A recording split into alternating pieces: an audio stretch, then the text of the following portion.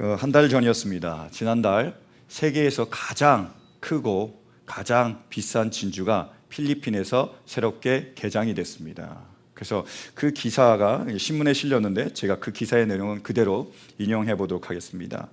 이 진주는 필리핀 서부 팔라완 섬 앞바다에서 10년 전 한 어부가 우연히 발견했다.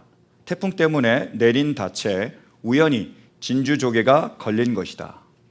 어부는 바다 아래로 내려가 닻을 회수하는 과정에서 진주를 발견하고 집으로 가져왔다. 행운의 부적으로 생각하고 10년이나 침대 밑에 보관하던 진주는 집에 화재가 발생하면서 세간에 알려졌다. 올 초 집에 불이 나 이사를 준비하던 이 어부는 팔라완섬 관광 담당자 신시아에게 이 진주를 맡겼다. 신시아는 이 어부는 이게 얼마나 가치가 있는지 알지도 못했다며 처음 이 진주를 본 순간 너무 놀랐다. 현재 세계적인 보석 감정사의 감정을 기다리고 있는 중이라고 말했다. 근데 그 진주가 어떤 진주냐? 무게만 34kg이랍니다. 얼마인지 감이 안 오시면 그것이 약 1억 달러의 가치가 있대요. 이 어부가 지금 무슨 짓을 한 거죠? 진주를 10년 전에 발견했습니다. 그 1억 달러짜리를요. 근데 그것을 그냥 행운의 부적으로만 여기고 침대에다가 10년 동안 묻혀둔 거예요. 정말 엄청난 일이 벌어진 거 아닙니까? 만약에 불이 나지 않았더라면, 그래서 신시아라는 사람을 만나지 않았더라면 지금도 여전히 그 어부는 그 1억 달러짜리를 그냥 침대 밑에 보관하고 있었을 것입니다. 놀라운 일 아닙니까? 그런데요, 이것이 이 어부의 이야기만이 아니에요. 실은요, 우리는 이 진주보다도 더 귀한 것을 가지고 있습니다. 이미 받았어요. 그게 뭐죠? 천국입니다. 하나님은 하나님 자녀에게 천국을 상속해 주셨습니다. 여러분, 우리가 하나님의 자녀임을 믿으십니까? 그래서 우리에게 천국을 하나님께서 주셨음을 믿으십니까? 그런데 우리는 과연 그 천국의 가치를 알고 있습니까? 혹시 우리도 행운의 부적처럼 여기고 1년이건 2년이건 10년이건 그냥 침대 밑에 보관해 둔 것은 아닙니까? 그래서 우리도 누군가는 이 천국이 얼마나 가치 있는지 우리에게 알려줄 무엇이 필요합니다. 여러분, 신시아처럼 이 천국이 얼마나 소중한지 우리에게 알려주는 것이 무엇일까요? 바로 복음입니다. 그래서 복음은요, 천국의 내비게이션입니다. 우리 한번 같이 해볼까요? 복음은 천국의 내비게이션입니다. 정말 중요합니다. 기억하기 바랍니다. 다시요. 복음은 천국의 내비게이션입니다. 아멘. 복음은요, 천국의 내비게이션입니다. 이 복음을 통해서 천국이 우리에게 얼마나 가치 있는 건지를 알 수 있게 되길 간절히 바랍니다. 그리고 이 복음을 통하여 천국으로 나아가는 우리 모두가 될 수 있기를 간절히 축원합니다. 오늘 본문 말씀을 보면 천국의 가치를 알고 있는 두 사람이 나와요. 한 사람은 밭에서 그 보물을 발견했습니다. 천국을 발견해서 너무너무 좋아한 거예요. 그 가치를 아니까요. 또 한 사람은 진주를 찾는 사람이었습니다. 막 열심히 진주를 찾다가 값비싼 진주 하나를 발견했습니다. 그 천국을 발견한 거예요. 그래서 얼마나 큰 가치인지 그 사람이 알았습니다. 근데 자세히 보면 천국의 가치를 아는 사람들의 특징이 있습니다. 여러분, 천국이 얼마나 소중한지 그 가치를 아는 사람의 특징이 뭘까요? 첫 번째로는요, 그들은 모든 것을 다 팔아서 그 천국을 삽니다. 보실까요? 44절, 46절. 자, 시작. 하늘나라는 밭에 숨겨놓은 보물과 같다. 어떤 사람이 그것을 발견하면 제자리에 숨겨두고 기뻐하며 집에 돌아가서는 가진 것을 다 팔아서 그 밭을 산다. 천국의 가치를 알았습니다. 그 사람이 어떻게 했다고요? 가진 것을 다 팔아서 사는 거예요. 똑같습니다. 46절이요. 시작. 그가 값진 진주 하나를 발견하면 가서 가진 것을 다 팔아서 그것을 산다. 아멘. 진주를 발견한 사람도 똑같습니다. 그 가치를 알기 때문에 한 게 뭐예요? 가진 것을 다 팔아서 천국을 샀습니다. 왜냐하면요, 그것이 바로 천국의 가치이기 때문입니다. 자기가 어떻게 비용을 들였느냐, 얼마만큼 비용을 들였느냐, 그것이 바로 천국의 가치를 정해주는 거예요.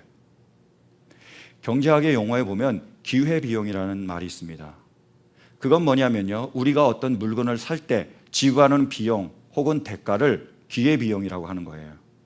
쉬운 말로요, 요즘 아이폰 7이 나왔지요. 그게 한 700불 정도가 한대요. 그래서 제가 아이폰 7을 사러 애플사에 갔습니다. 그래서 아이폰 7을 딱 보니까 별로 좋아 보이지 않아요.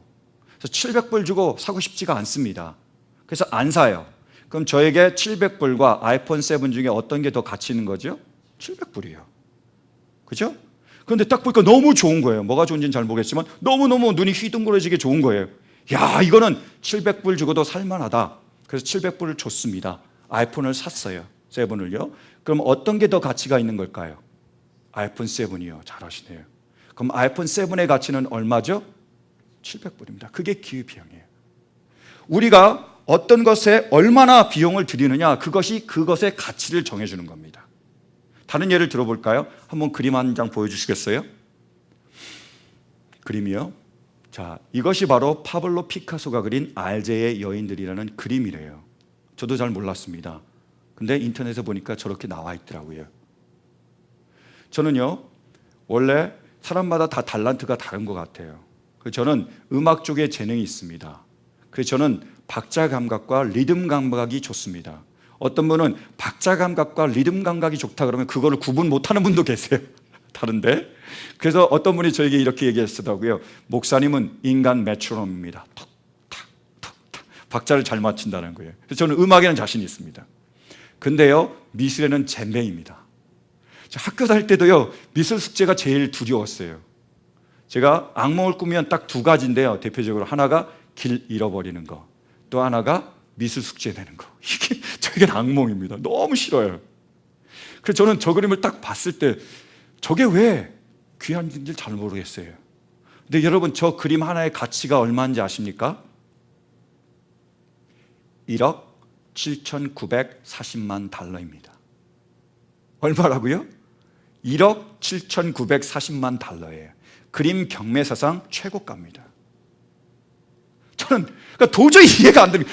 뭐 저 그림을 1억 억소리가 납니다. 얼마나 큰지는 모르겠지만 여기 아까 진주도 1억이 넘고 뭐 이것도 1억이 뭐 동네 개 이름도 아니고 저는 상상이 안 가요. 저거를 저렇게 샀다는 게 저는 그 사람이 좀 이상한 것 같습니다. 그 사람 저를 보면서 좀 무식하다고 그러겠지만 전 도저히 이해가 안 돼요. 저에게는 저 그림은 그런 가치가 없습니다. 전 절대로 그렇게 주고 있더라도 안 살 거예요. 근데 그 사람은요, 그렇게 샀습니다. 그 사람에게 저 그림의 가치는요, 적어도 1억 7,940만 달러입니다. 네, 됐습니다. 감사합니다. 자, 그러면 우리한테 한번 적용을 해볼까요? 여러분, 우리에게 양심이 있습니다. 컨시언스가 있어요. 자, 우리의 양심의 가치는 얼마나 될까요? 저는 측정을 해봤더니 200불 이상은 되더라고요. 왜냐? 제 아들이 선물로 미니 아이패드를 받았습니다. 근데 이 아이가요, 이걸 너무 좋아하는 거예요. 그래서 막 침을 발라놨습니다. 그래서 고장이 났어요. 충전이 안 되는 거예요. 겉보기에는 멀쩡한데요. 그래서 너무 아까워서 수리하는 데 가져갔더니 못 고친대요. 왜냐하면 그 안에 있는 마더보드가 완전히 망가졌대요.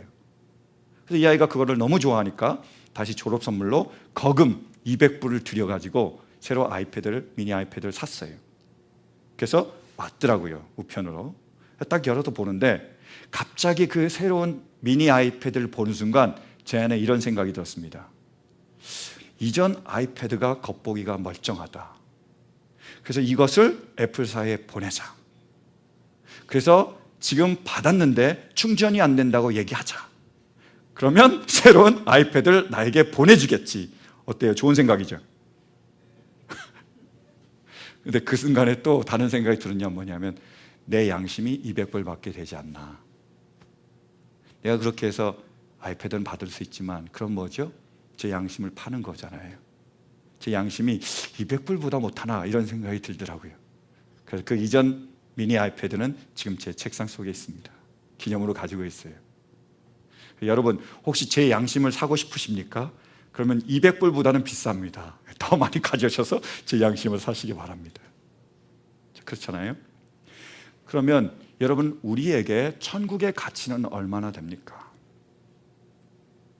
우리는 천국을 위해서 얼마만큼의 기회비용을 드리고 있습니까? 밭에서 보화를 발견한, 천국을 발견한 사람은 얼마를 드렸죠? 모든 것이. 왜요? 그거보다 귀하기 때문입니다. 값비싼 진주를 발견한 사람은 얼마를 들였죠? 모든 것을 팔았습니다. 그래서 샀어요. 모든 것보다 가치가 있는 거예요. 예수님의 제자들은 어땠습니까?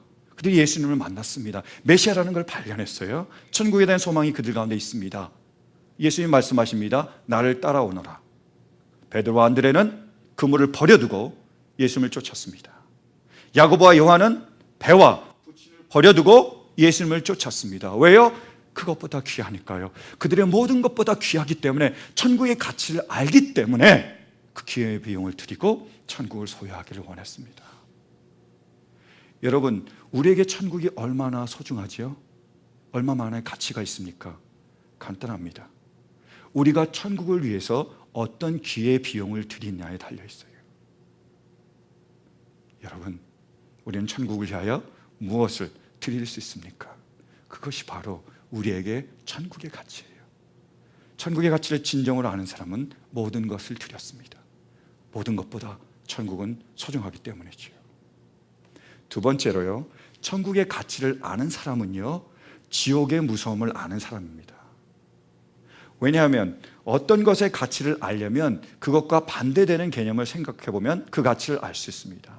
건강도 마찬가지잖아요. 여러분, 우리가 건강의 가치를 가장 뼈저리게 느낄 때가 언제죠? 건강을 잃었을 때예요. 팔다리를 가지고 있을 때 별로 모릅니다. 고마운 줄을요. 근데 이것을 잃고 나면 그것이 얼마나 귀중한지를 우리가 잘 알 수 있습니다. 그죠? 사람 관계도 마찬가지 같아요. 여러분, 우리 주변에 많은 사람들이 있습니다. 근데 여러분, 그분들이 얼마나 소중하고 귀한지 아세요? 언제 아느냐? 그분들이 없으면, 그분들의 빈자리를 우리가 느끼게 될 때 이분들이 얼마나 소중했는지 우리가 알 수 있습니다.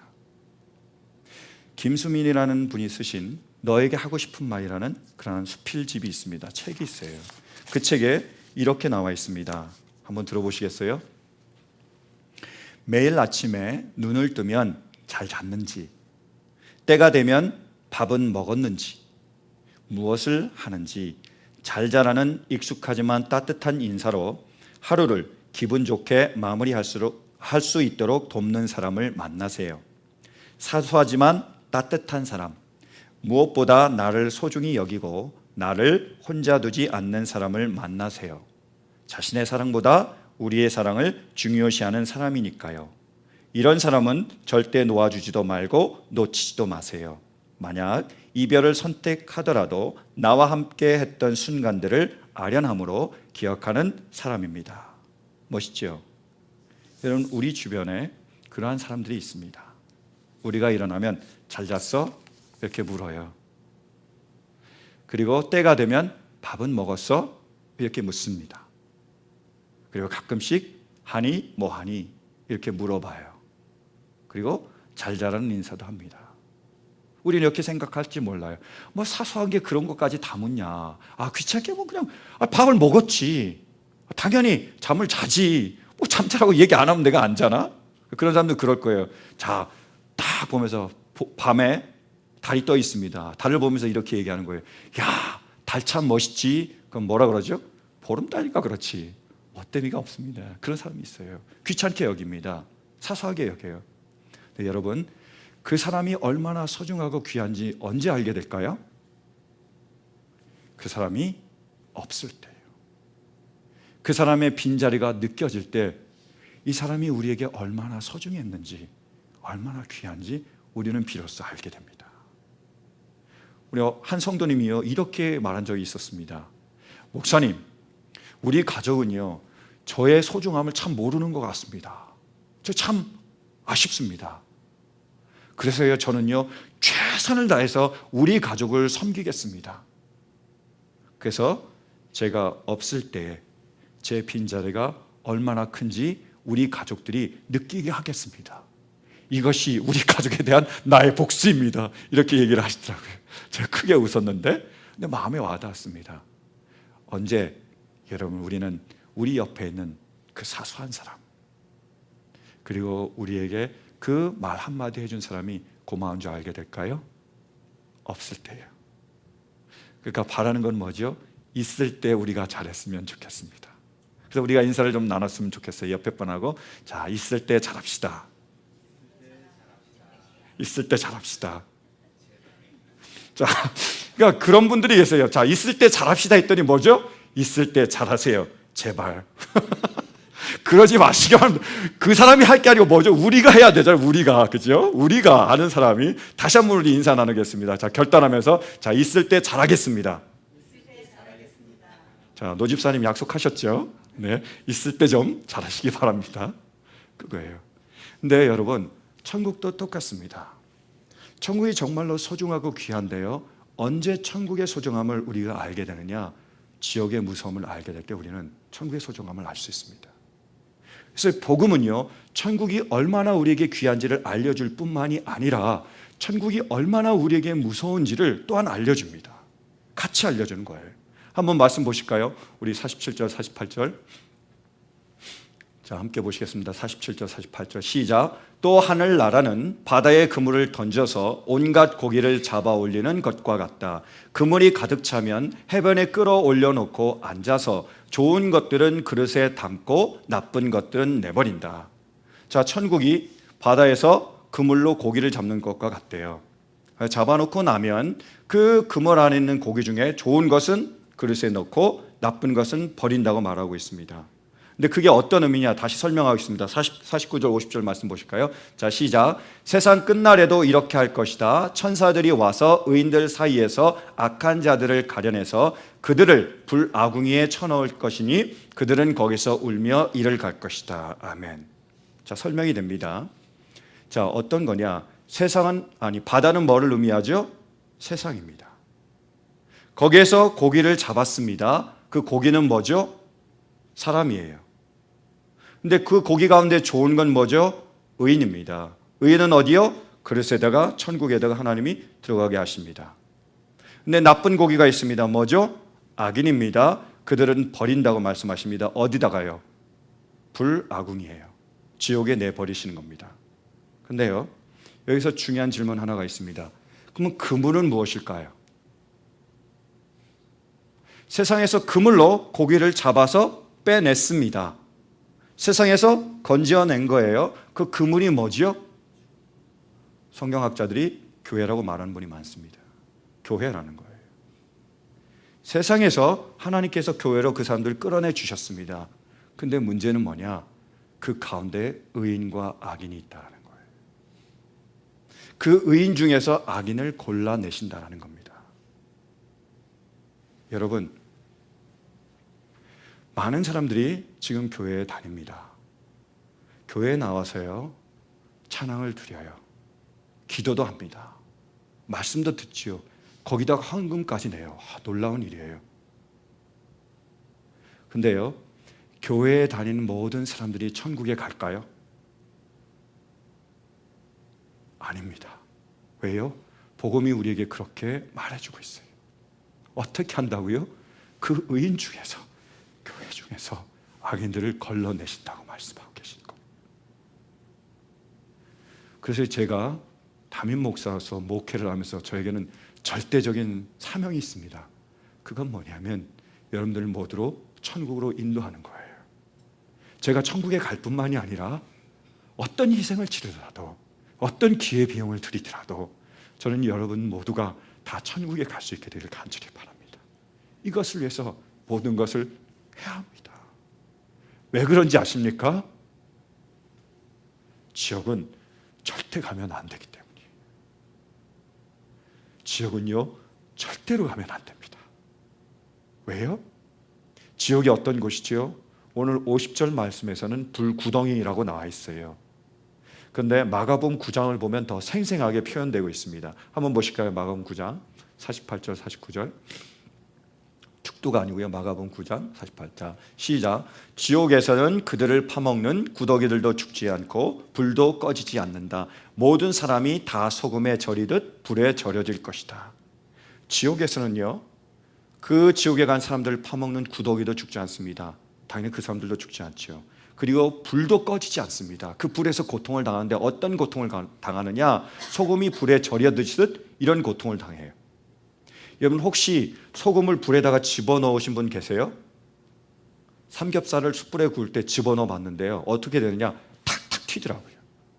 소금을 불에다가 탁 집어넣으면 팍팍 팍팍 튑니다. 어떻게 표현하고 있냐면 지옥은 불과 같은 뜨거움이 있는 곳입니다. 근데 가만히 서 있지를 못해요. 어떻게 해요? 팍팍 튀어야 됩니다. 그만큼 뜨거운 것이에요. 그만큼 고통스러운 것입니다. 거기서는 구더기도 죽지 않아요.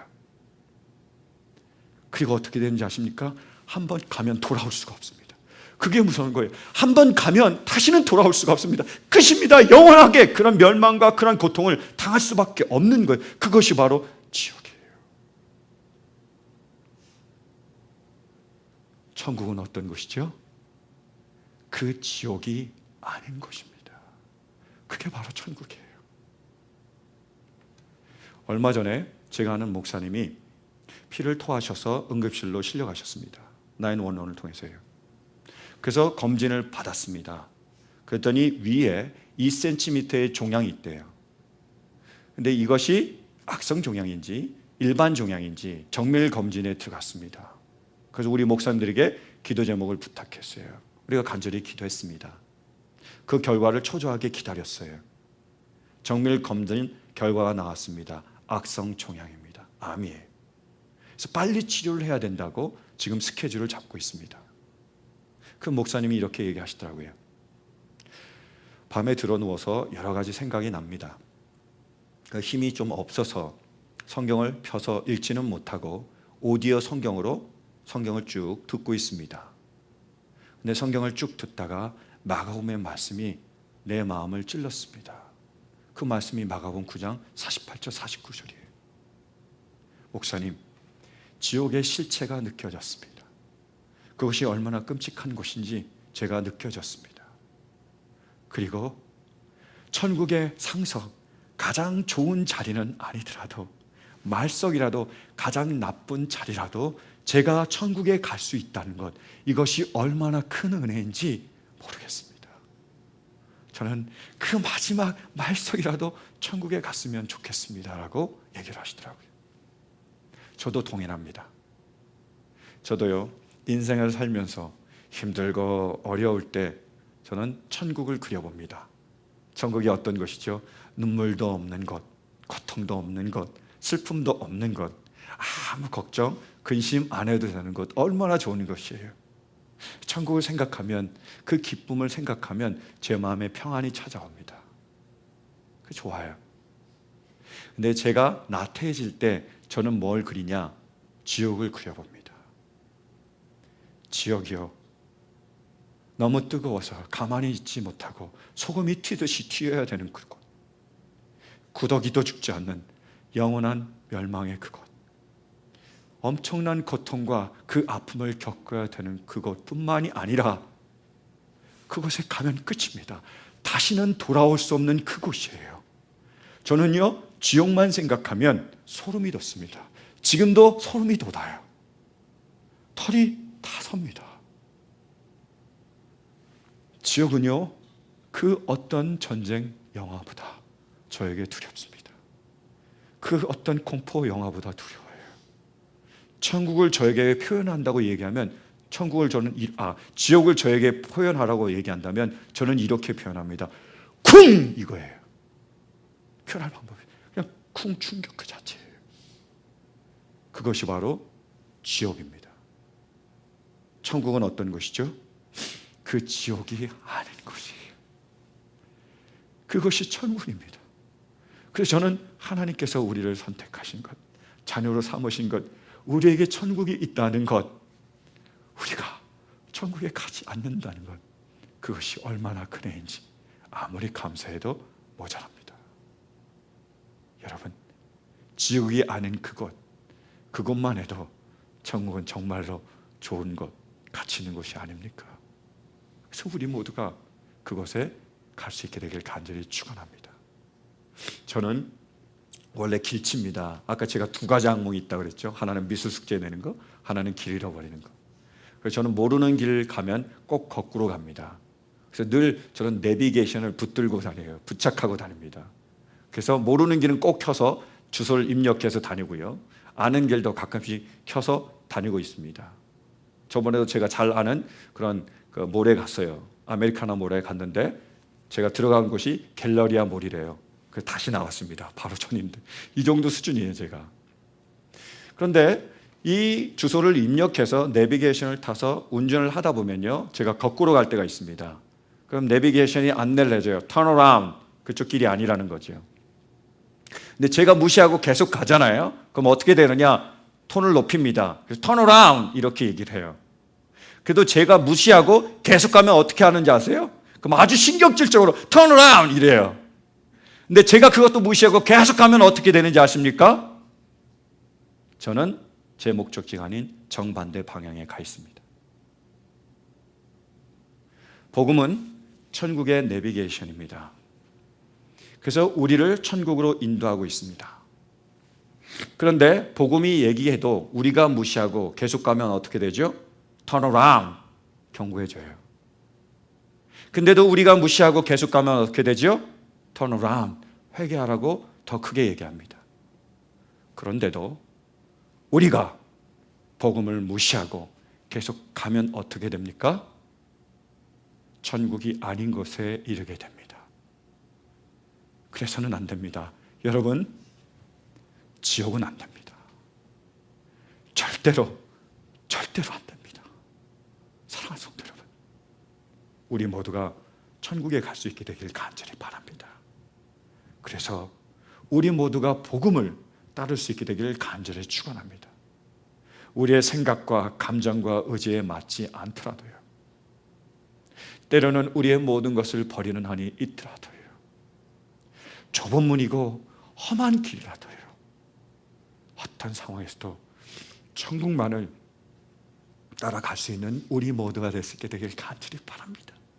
그때 천국은 하나님이 우리에게 허락하신 그 아름다운 곳, 지옥이 아닌 곳에 우리를 인도해 주실 줄로 믿습니다. 그곳에서 우리가 기쁨과 평안을 누리게 될 줄로 믿습니다. 여러분, 간절히 구합니다.